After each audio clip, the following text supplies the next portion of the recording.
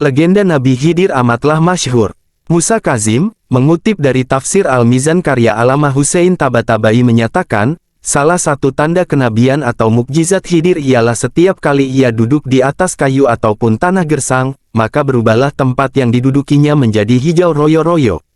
Itulah alasan mengapa dia dipanggil dengan sebutan Khidir atau yang hijau.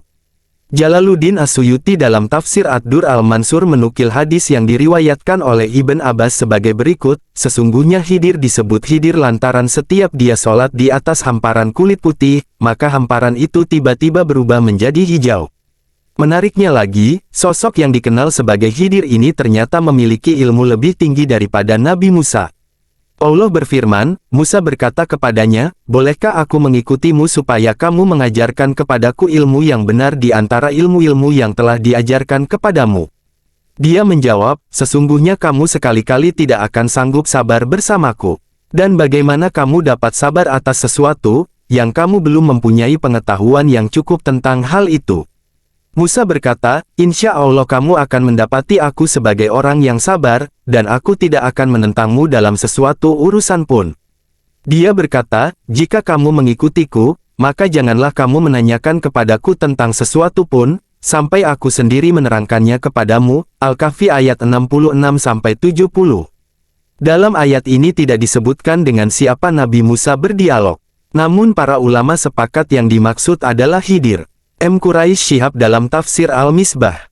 Pesan, kesan dan keserasian Al-Quran, mengatakan meski dengan rincian pendapat yang bermacam-macam, tapi nama Khidir selalu muncul dalam banyak buku tafsir.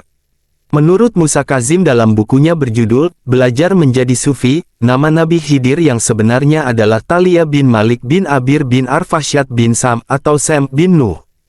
Ia adalah seorang anak raja pada zaman kenabian Zulkarnain. Dia memutuskan melepaskan singgasananya demi menjadi hamba Allah. Musa Kazim menyebut Nabi Khidir terlahir sebagai seorang pangeran. Ia sebenarnya sudah mendapatkan semua kemewahan dunia yang diinginkannya. Tapi keinginan Khidir bukan itu.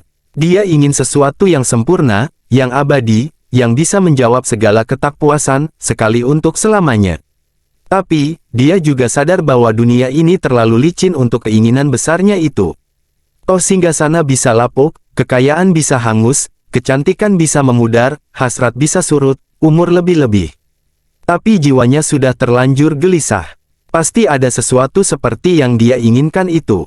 Pasti ada dan dia harus menemukannya sebelum usianya habis. Dia kemudian meneruskan pencariannya. Dia mencari dan terus mencari.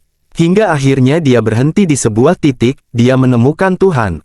Awalnya dia hanya melihat kehadiran Tuhan pada hal-hal yang tampak besar di mata, pada awan yang berarak, pada langit yang tak bertiang, pada bumi yang membentang, pada sungai yang berkelok, pada burung yang melayang, pada manusia yang beragam. Dia terpukau dan mulai menenggelamkan dirinya dalam kebaktian. Ini wujud syukurnya. Dari situ, ia mulai merasakan kejernihan hati dan pikiran, merasa mulai terhubung langsung dengan Tuhan yang tinggi. Dia juga senang bisa menyadari betapa kasih sayang dan perhatian Tuhan terus menyokong kehidupannya, membuatnya bisa hadir dan menikmati segala yang ada di dunia ini, dari sebelumnya tak pernah ada sama sekali. Dia lalu semakin tenggelam dalam peribadatan. Syukurnya menjadi tak putus-putus. Hingga suatu ketika, dia tiba-tiba merasa seperti orang yang sedang digulung tsunami kesadaran baru. Dia mendadak bisa merasakan bahwa dunia yang sedang dia pijak, dunia yang berputar, dunia tempat miliaran orang bergerak ke sana kemari, dunia yang menampung segala keragaman dan tingkah penghuninya, hanyalah sebuah mimpi. Ya, mimpi, ilusi. Semua ini di matanya hanyalah mimpi. Mimpi yang terlihat nyata pada mereka yang nuraninya tertidur pulas.